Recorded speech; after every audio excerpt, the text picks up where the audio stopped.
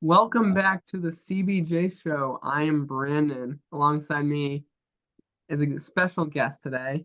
His name is Joel Godett. He went to Syracuse. He worked for ESPN, CBS, Big Ten, did things from the Cape League, minor league, college sports, you name it, he probably did it. With that, welcome to the podcast, Joel. We're digging back with the Cape League accolades. I haven't been called a Cape League broadcaster in a long time, but I appreciate it. Glad to chat. Awesome. Yeah. So, I guess I'd like to start off with our guest is the beginning, how you started. Obviously, I mentioned you went to Syracuse. Back when you could do bachelor's degree in or broadcasting journalism. Now as I'm doing the college search process, it's harder to find that as a major, but just kind of walk us through a little bit how you got involved with broadcasting and go from there. I've told this story before. My dad always gets the credit. My mom always gets left out. So I'll give my mom the kudos before I even start. But my father found an advertisement in the newspaper for a sports broadcasting camp when I was a sophomore in high school. So going into my junior year. And it was a camp that at the time was run by Bruce Beck, who's now the NBC sports anchor in New York City, and by Ian Eagle, who does the NFL on CBS, and I guess now officially, because the NCAA tournament is over, is the voice of the Final Four on CBS as well. So as a high school kid who loved sports, my dad was like, "Hey, do you want to go to this thing?" And I was like, "Yeah, heck yeah, that sounds legit." So I went to sports broadcasting camp, not dissimilar from you, and kind of fell in love with the idea, the process, um, the whole path as a career. Like it was like a dream world to me. So I kind of ran from there, and the thing that I took away from that experience was put yourself out there and get involved and get your hands on stuff. So I did that. Like I went to the county paper and I became the high school fencing beat reporter, which would be weird if I wasn't a fencer. So I actually knew the subject matter, which was cool. But then I started as an intern with the local cable access television station, and I was running cable at live sporting events for high schools in the area, and I was sitting in the truck, and I was running cameras in studio shows and all those behind the scenes things. Um, and just kind of got my feet wet into it, and then obviously went to college for it, and the rest is history from that point forward. But very humble beginnings. Well, as you mentioned, I also kind of started getting involved with high school, and of many of the guests we've had on the podcast, they always say how fortunate, how lucky I am to be able to start in high school. And I know you're way past the high school college years, but it is funny to hear someone else having a similar path because um, as you mentioned on your podcast, which we'll talk about in a little bit later, we mentioned here on the CBJ show, many broadcasters will in the sports industry will mention that it starts as a dream as a little kid. We all wanted to do something. If it was play it professionally, if it's to call it, you name it, whatever probably was there as a kid. I had that same kind of story, and it's just so cool to hear someone else say, "Oh, I also started in high school." It's not everything starts in college. So I think that's funny and definitely a little bit of something that I feel like we connect with a little bit youngers compared to some of the guests we've had on the podcast. Yeah, and that's changed a little bit too, right? Like the experiences that I had in 2003 are going to be much different than the experiences that you have in 2023. I don't know if I would have asked somebody to do a podcast with me in 2020 or in 2003, they've been like, "What?" So it's very different. Like the world is at your fingertips now in so many different ways. So yeah, it's the ever evolving nature of what we do and media. And the same thing with YouTube. Now you can throw a reel on YouTube before You would have to send it on a VHS tape, send it, hope For that it real, would for real. hope that it would eventually get to someone would read it. Like you mentioned, your school newspaper, just being able to kind of get involved so young is really helpful, and it allows your path to expand at such an early age. I used carts, Brandon. You gotta go look up. You gotta go look up radio carts. If you ever find one, sell it on eBay. You might make a few bucks. Um, Moving on from your Syracuse college career, you got right into the broadcasting, and your first job was actually for the Buffalo Bisons, the minor league team. What was the experience of calling a minor league game? Obviously, this was a little while ago. Things have changed, but still, just kind of walk us through what the process was and how did you prepare for these minor league games? Yeah, and I think what I did then is directly answering your question, a lot of what I would do now. Like how I would prepare to call a minor league game hasn't changed one iota. Um, and I think it applies to how I do a lot of the things that I do broadcast wise. I mean, right now I'm preparing to broadcast the CrossFit Games semifinals in Europe the first week of June. And that all comes down to talking to people, researching people, and getting to know people, which are the same principles that apply back in 2009 when I was learning about the Buffalo Bisons. You become a research hound. You get really good at Googling. And when I say you get really good at Googling, that just means you go through lots of pages of Google and read. Like, and people list Googling as a skill. It's like you just search terms and you keep reading. But like you find things, you dig for stories, you see what's out there. I always made it a point of emphasis, and I still do, like if it's been said or if it's been written or if it's been broadcast, like I want to be aware of it. Obviously you don't always have the time to watch everything or read everything, but you try to get your hands on as much of it as possible. You try to make yourself aware of stories. Number one, because that's good information for you to know, and you can always retell that information. You credit it and you give the head nod to the people that did the work before you. But the other thing that you can do with that information is then ask more informed questions. So, you'd read stories and you get to know who people were and their backgrounds, where they play in college, what have they done in other minor league seasons. Just things that you think are interesting. And then you'd be around the batting cage and you'd talk to them about them because you want to have an interest in who these people are. So you ask questions and you're just always talking about stuff, about them, about the game, about how they're playing, why they're playing better. If they're in the batting cage and you see them doing something different, you can ask them what they're doing because you want to know. And sometimes it'll be good information for a broadcast. Sometimes it's not, but you just genuinely have a curiosity of the process, the sport, the people that are playing it. So that's the macro level of it. The micro level of it is like how you organize it and how you use it, right? In minor league baseball back in the day, I used to have a binder, like a 3-ring binder, and every player had a page. And their statistics to this point in their career were printed out on that page. And then I had bullet points of things that I had found. That over time evolved to note cards, which now has evolved to Microsoft OneNote, where basically everybody has a digital note card. But you just kind of try to put that all together in a way that's easily searchable so that it's always at your fingertips and you can always relay those stories and that information in the most succinct and impactful way as possible. It's funny you mentioned the kind of a little bit of the evolution of how you kind of prepare for games, from doing a sheet of each player to index cards now online.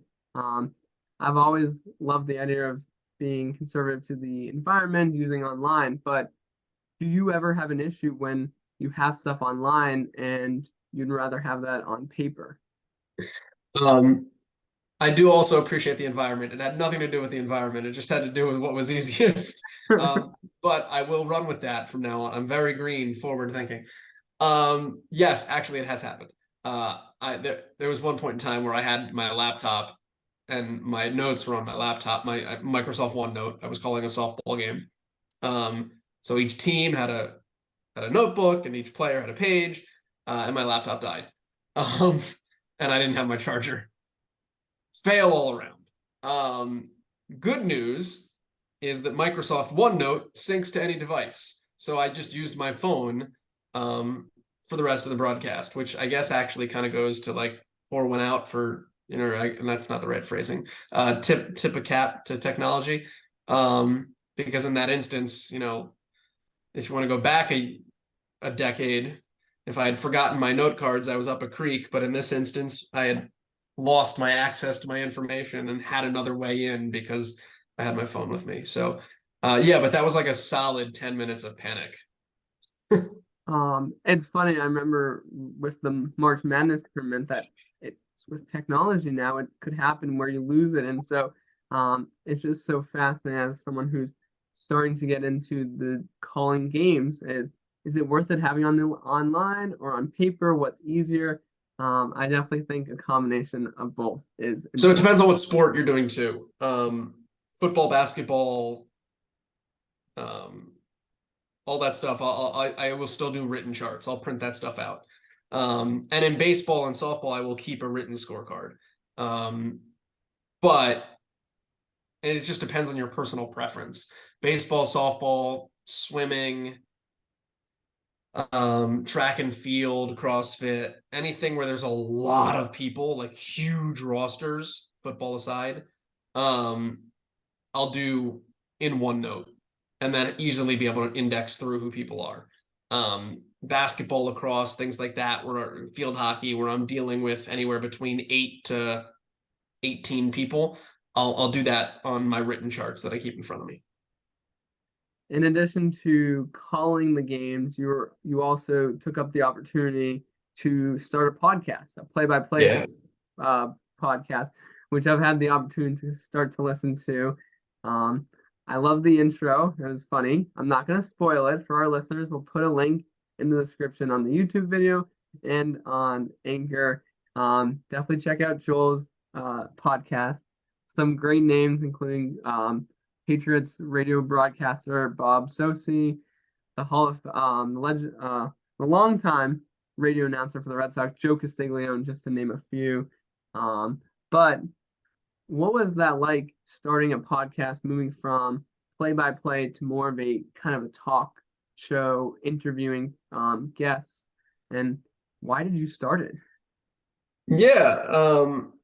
So the format isn't a whole lot different. And I've done air quote talk shows throughout my career, interview style podcast. Like I'm not a great like drive time talk show host, needs to come up with something that's going to make everybody angry because that's what drives ratings kind of person.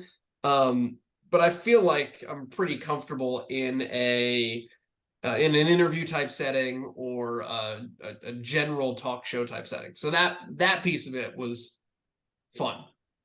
Why it happened was because I was working in college sports. God, I don't know what it was, like 2016 maybe. So I'd been in college sports for a couple of years, and it was summer, and there wasn't a lot going on, and I wanted something else on my plate, broadcast wise. Like I wanted to be on the air, and in the summer in college, there's nothing on the air. So I started a podcast. I'm like, what am I going to do a podcast about? And my boss at the time was like, why don't you do a podcast on broadcasting? Okay, that's boring. How am I going to make that interesting? Well, go find interesting people and have them talk about their lives. So it turned into, for me, a great opportunity. I don't like reaching out to people. I always feel like I'm bothering people or like being a burden. I'm a horrendous networker. I don't, it's just, I'm not comfortable. One of my many flaws. So for me, it like forced me to like quote unquote network, right? It forced me to reach out to people. It forced me to send people an email and say, hi, my name's Joel. This is what I do. Can I talk to you? That's number one. But number two is like, it also made me better because I wasn't just talking to these people, but I was talking to them about what they had done to get to the point that they were at in their career. And for most people on that podcast, like 99.999% of them, that was somewhere that I wasn't and wanted to be. So it was a great opportunity to kind of learn from other people's paths, other people's stories, other people's methods. So like it really became a selfish pursuit. It was for, I call it a professional development podcast. It was about my professional development. And then the fact that it was a podcast just meant that other people got to listen to it. So, it was really a joy to do for all those reasons. Well, I know I can definitely tell you that I shared it to at least a couple of people when I went down for my trip to New Orleans this past week over spring break. Like I said, I love what you're doing. I actually wish you kept doing it, but obviously I know like We're 7 episodes away from 200, so maybe sometime I'll have to get 7 episodes out there. But I guess the last question about that is just what advice do you give to people? I like to call myself a young buck, that that want to get into the sports broadcasting, maybe want to start their own podcast, and how it can kind of be a start for them. Yeah. It's an interesting question because I think my answers probably evolved over time. I would start by telling you to do what I did when I was your age, and that was just to do like this. This is great. Like to go out and do things. Podcasts are great because you can do it yourself, but also like to put yourself out there within the community. Like if you can find a newspaper to write for, do that. And even if you don't want to be a newspaper writer, like writing is the foundation of everything you do in broadcasting. If you're on television, you're writing your scripts. If you're on radio, sometimes you're writing stuff on a talk show. You're certainly writing updates and things like that. When you're on, play-by-play, like you're writing in real time. So that's the foundation. And then it also gets you out there working in a newsroom environment sometimes and exposing you to what journalism is like. I would highly recommend getting involved in like public access or smaller production television. Because it was a great start to see all of that side of things. Like I've sat in TV trucks, I've run graphics, and like, yeah, it was 20 years ago, and I was, it looked very different, but you gain an understanding of what it's like to be the audio guy, to be the graphics guy. I was running replay one day and I wasn't using one of the cameras, and the guy got upset because like, what am I shooting for? So like it gives you an understanding of valuing what every single person is doing on the broadcast in a way that I don't think you sometimes see when you're just the announcer and you show up and you put your headset on. So I would always recommend getting involved at those levels. The thing that I think has evolved over time is, and I think one more thing before I get to that point is always constantly reviewing yourself too, like always getting better. Listening back to stuff. How did this interview go? How did this game call go? How did this sports update go? And critiquing how you can do it better the next time. Now, all of that said, what I think has evolved and changed over time is to take it seriously, but to not take it too seriously. I think it can eat you up a little bit when you kind of live and die by I have to get better every single time, and I have to get better in this way, and I think it's really easy to put a lot of pressure on yourself to the point where it's not fun anymore, and it's detrimental. I think you still have to make sure that you're doing it with fun in mind and with a lightheartedness in mind, because ultimately this is sports. And it has to be fun, because if it's not, your listeners will and your viewers will know. And the other piece that I think I would add is like I think you have to be very careful sometimes to go completely all in on it, in a lot of different ways. I think firstly, people will say like, I want to be a sports broadcaster. I'm a sports broadcaster alone. And then you cut yourself off from a whole world of other things in broadcasting. If you get a degree in sports broadcasting, okay, well, what if you want to work in news one day? Or what if you want to work in entertainment one day? Like, don't close those doors to yourself intentionally. Like, always try to keep as broad a funnel as possible, to keep your options and your opportunities and your doorways and your pathways as wide as possible. And that extends outside of broadcasting. And that's the situation that I'm in right now, where I work in branding and marketing and I still broadcast on the side.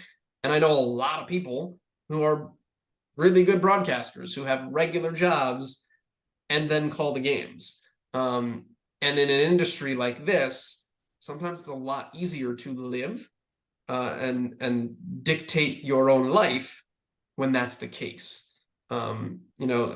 People that have full-time jobs and have a great path and track that way, and supplement that with what is a great hobby and a career at a very high level. So lots of considerations and a very long answer to a very short question. Well, we definitely appreciate the long answer.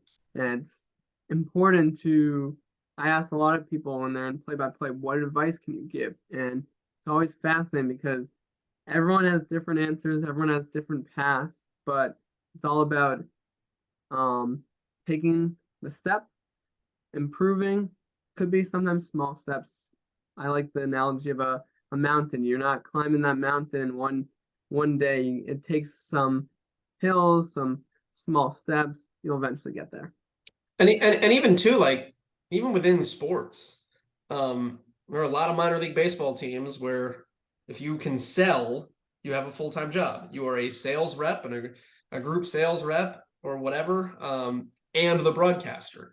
It makes you infinitely more employable.